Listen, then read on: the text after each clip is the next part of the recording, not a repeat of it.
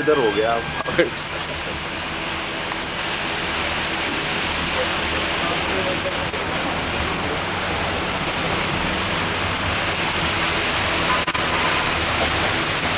यह कितना सुंदर भावपूर्ण क्षण है। थोड़ी देर पहले मैंने आपसे यह निवेदन किया था कि परम पूज्य गुरुदेव, वंदनीय माता जी, पूज्य छोटे गुरुदेव और उनके पावन चरण हमारे इन्हीं आंखों के सामने होंगे। मंच पर पूज्य गुरुदेव होंगे और उनके दिव्य शरण में सब लोग बैठे हुए होंगे। अब मैं आपके बीच में और परम पूज्य गुरुदेव के बीच में एक ज्यादा समय न लेते हुए आप सबकी ओर से, अपनी ओर से और सिद्धाश्रम साधक परिवार के प्रत्येक भाई बहन की ओर से और सभी जितने भी श्रद्धालु लोग हैं उन सभी की ओर से परम पूज्य गुरुदेव के चरणों में यह निवेदन करता हूँ कि वे अपना आशीर्वाद हमें दें। और यह निवेदन करने की हमारी जो परंपरा है वो आप जानते हैं, जोर से जयकारा करिए। बोल गुरुदेव की, पूज्य गुरुदेव की, पूज्य गुरुदेव की, पूज्य माता जी की, पूज्य गुरुदेव की, सिद्धाश्रम साधक परिवार की, आज के आनंद की। हर हर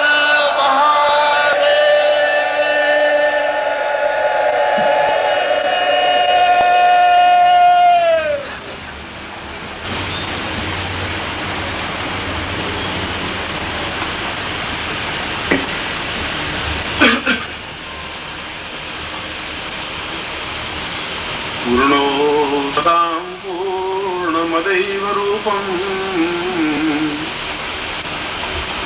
ज्ञानोत्सवां भवतमे भवदेव रूपम् आनन्दपूर्वमवितां भवदेव नित्यम्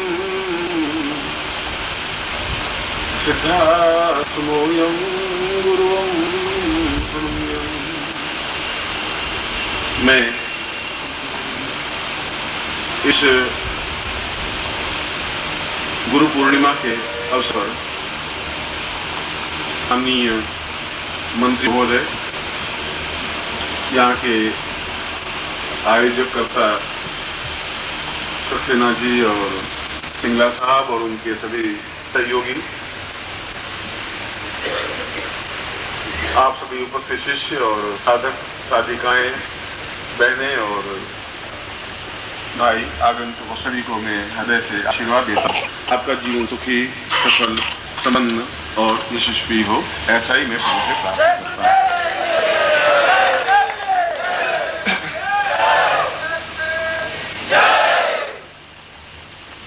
यह गुरु पूर्णिमा का पर्व अपने आप में महत्वपूर्ण, मगर सही अर्थों में देखा जाए तो ये शिष्य पूर्णिमा है, क्योंकि यह एक ऐसा पर्व है जहाँ शिष्य अपनी पूर्णता के साथ गुरु के चरणों में समर्पित होने के लिए आता है।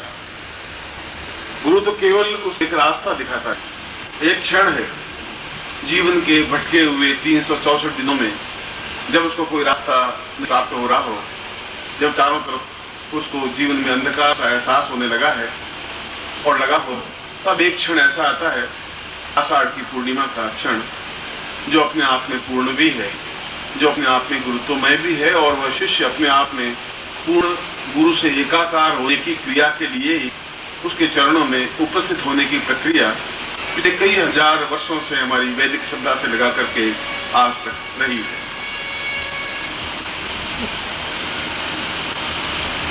मंत्री महोदय ने यहाँ पर जिस प्रकार से समय दिया है,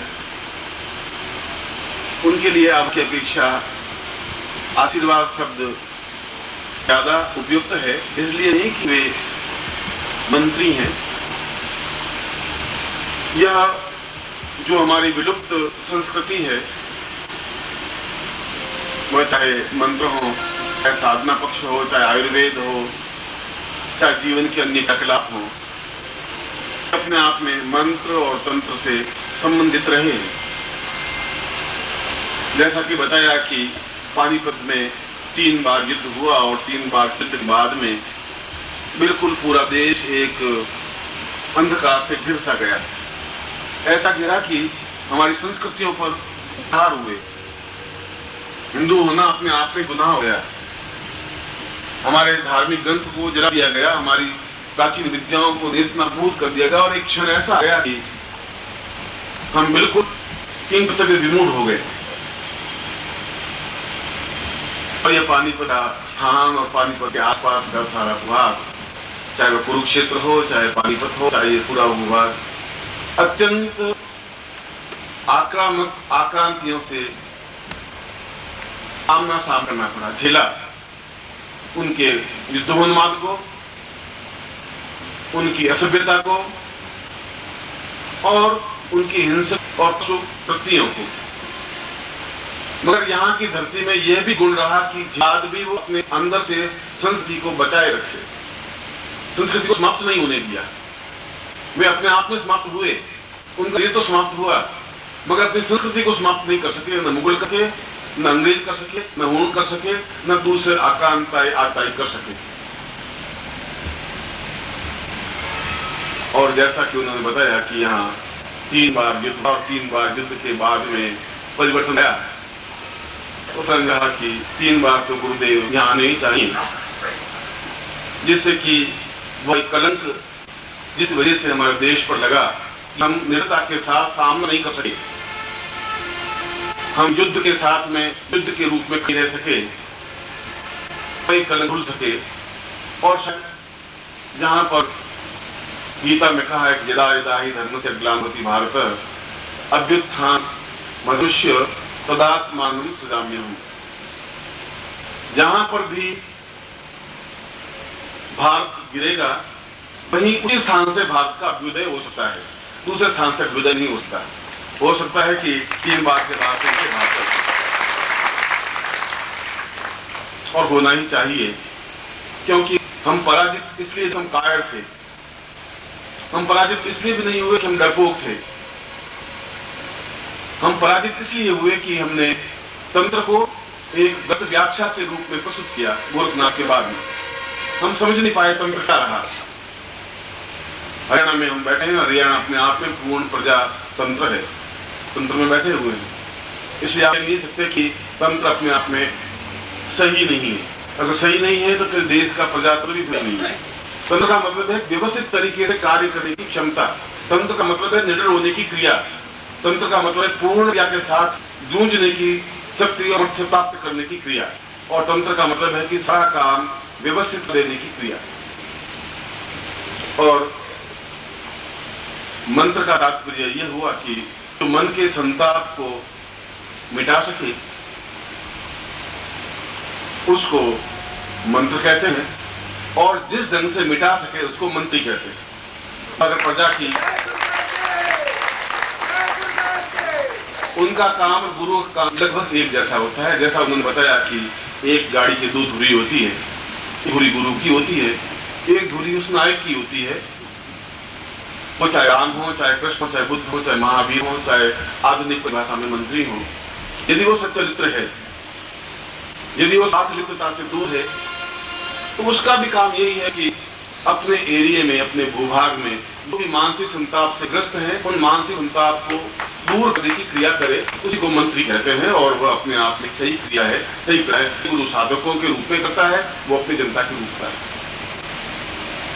और उन्होंने कहा कि मैं चाहता हूं कि चौथी बार भी गुरु पूर्णिमा हो। यह तो यहाँ के प्रत्येक कण कण की आवाज अगर होगी तो ऐसा होगा ही, उसको कोई रोक भी नहीं सकता, किसी रोकने की सामर्थ्य भी नहीं है। मगर उनको चाहिए कि जो सही ढंग से यहाँ पर गुरु पूर्णिमा की अपने आप को, पिछली बार भी जिन्होंने अपने आप को छोड़े, अपने स्वार्थ को छोड़ा है, और बहुत कुछ छोड़ने के बाद में एक आयोजन करने का प्राप्त हो पाते पूरे भारतवर्ष के शिष्यों को, साथ को बुला करके, तो उनको भी चाहिए कि उनके अवसर जुटाए जो यहाँ रह करके कार्य कर सके और सही ढंग से कार्य करे। दूर रह करके दूर स्थान पर कार्य करने में कई बाधाएं आती हैं, मगर फिर भी अपनी अपनी सीमाएं होती हैं। फिर उसे कि अगला शिविर और भी सही तरीके से हो सके, और यहाँ का तो अगर हम इतिहास का लेखा जोखा करें तो ये पूरा 100 मील का 200 मील का जो भूभाग है, इसके प्रत्येक थर को उठा, किसी कंकर को उठा के देखें तो उसके नीचे 100, 500, 2000 द्वापर युग से लगा करके किसी न किसी की लाश, किसी न किसी का खून लगा हुआ है। चाहे कुरुक्षेत्र का युद्ध हो, चाहे पांडवों और कौरवों का युद्ध हो, और चाहे आने वाले बाद में गुणों का हो, फिर मुगलों का युद्ध हो, चाहे अंग्रेजों का युद्ध हो, कोई ऐसा स्थान नहीं बचा जहाँ रक्त से सींचा हुआ नहीं भूभाग हो। उनको शुद्ध करने के लिए प्रक्रिया नायक ही सकेंगे, गुरु ही कर सकेंगे। और जैसा कि मैंने गीता के श्लोक के माध्यम से भगवान कृष्ण के मुंह से उच्चरित शब्द आपको सुनाए कि जहां से सूर्य उगता है 24 घंटों के बाद सूर्य नहीं से उग सकता है, पश्चिम से या उत्तर से या दक्षिण से नहीं हो सकता। जहां पर मनुष्य गिरता है वहीं से मनुष्य उठ सकता है। जहां धर्म की पराजय होती है वही धर्म का उदय हो सकता है। जिस जगह हम गए हैं, देश पराजित हुआ है, कलंक युक्त बना है, उसी स्थान से वापस पूरा उसी स्थान से उठ सकेगा। यह पानीपत के भाग्य की एक विशेषता है और मैं ऐसा ही जीवन में ऐसा ही बचे।